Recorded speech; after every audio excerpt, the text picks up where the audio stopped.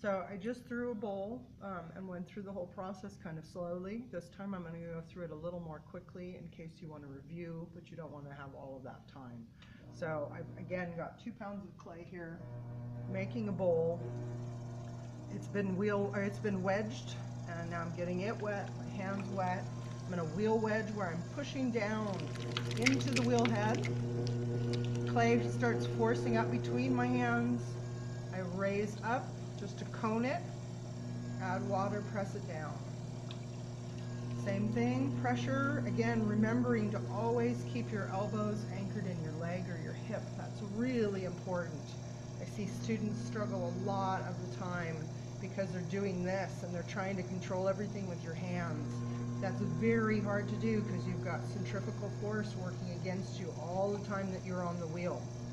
So just raising up, pushing down. One last time. These 2 hands working to push down, not just pushing against each other, but pushing downwards. That clay cones up. Add water as needed, whenever needed. Do not let your clay get dry or sticky between your hands. That will make your life really hard, and it actually starts pulling on the particles of clay. And then now I am centering. I'm going to clean away that skirt of clay so that my hand isn't bouncing on it. Left heel, elbow in my hip or my leg, pressing forward, karate chop kind of motion, but really softening because I don't want to create this mushroom cap thing. I don't want to push too much with my left hand. All of these shapes happen because I'm getting underneath my clay. I don't want to get underneath. I want to be on top, and I want to compress it into a mound right into that wheel head.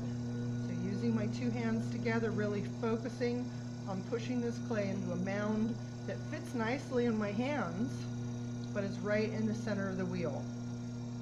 And the only way I can tell if it's centered is not when it's stopped, because if it's stopped I can't tell if it's centered. It could be really wonky, but it looks nice. It's only when the wheel's in motion that you can tell whether you have these sides all uniform and in the center, okay? If you're at that point, then it's time to drop into the well. Clean this up so you can see what I'm doing.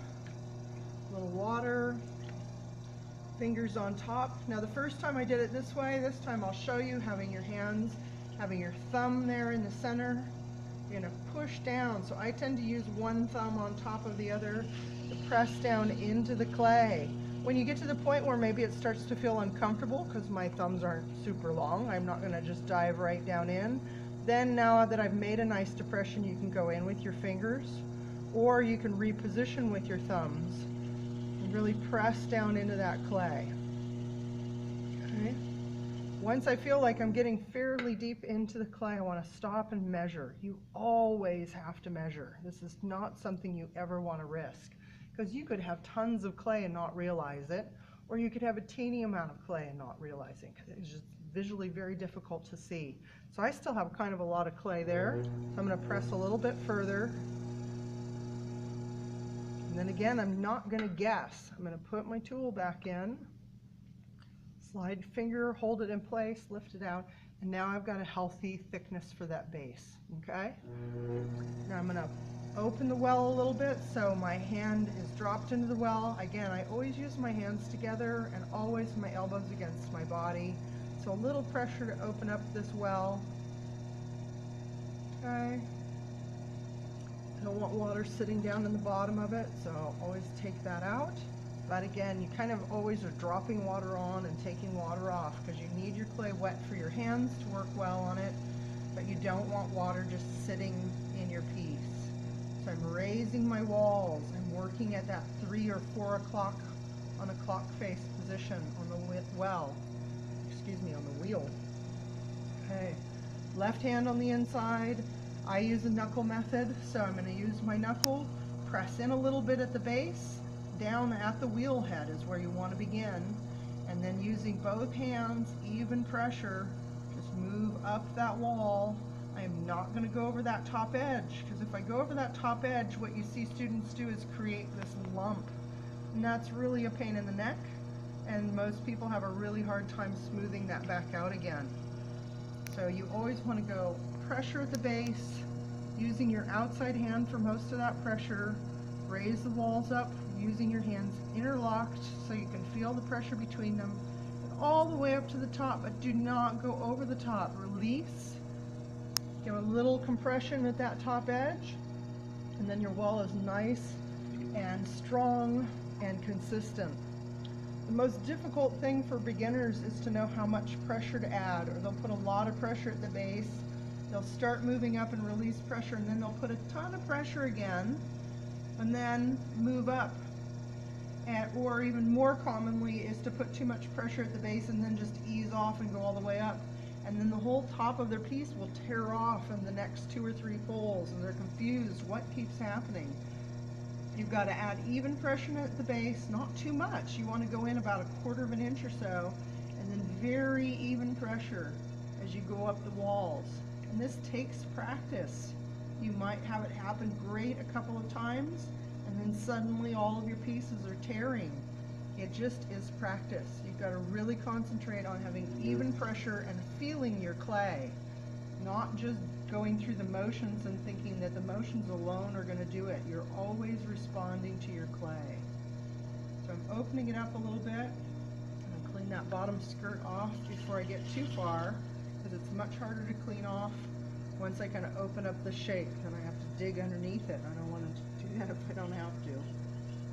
So I'm going to open this guy up. I can feel that I have a blister in my wall on the inside of this bowl. And that happens really commonly. A blister is just a little bubble of air that when I wedged, I either didn't remove or I might have wedged it right in. And you can see that blister right here. I can feel it even better than you can probably see it. You can kind of see it when it spins. It literally is just like a blister of air. So I'm going to take my needle tool and stab it a couple times, just to make sure that it didn't have a couple of chambers. And then I'm going to go right back in with my fingers wet, and just a little bit of compression right there, and away it goes. So no blister anymore. Okay? So sometimes you'll get a really big blister and you just can't quite recover from it. It makes so the spot in the wall just too thin. If that's the case, then cut your clay off and begin again. It is only clay. You can make more. Do not have to feel like you have to save every single attempt on the wheel. So you want to save the good stuff, and you want to learn from the mistakes or the bad stuff that happens. So this guy I'm really going to stretch open this time.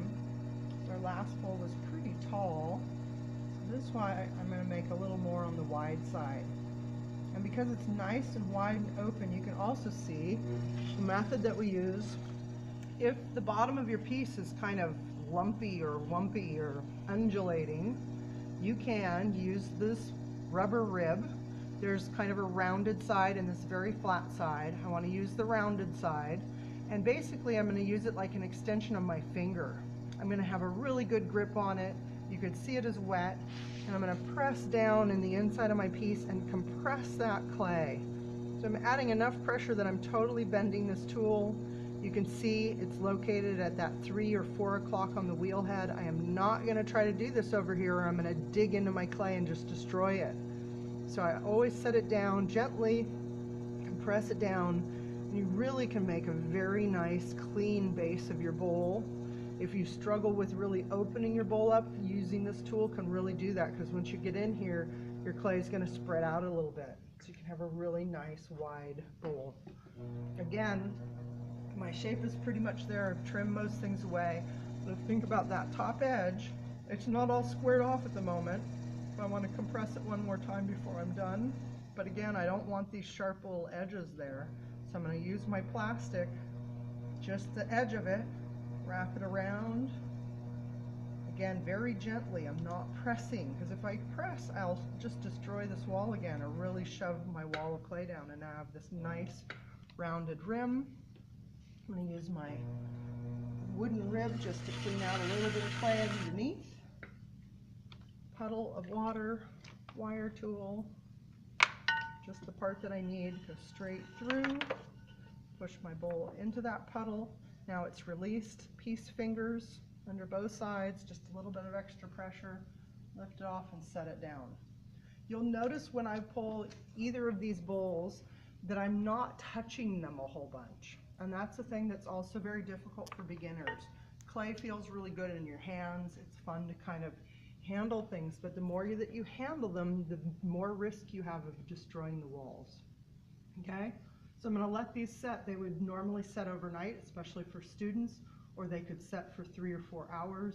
And then I will turn them over and trim the bottom and create a foot ring, which will finish my bowls.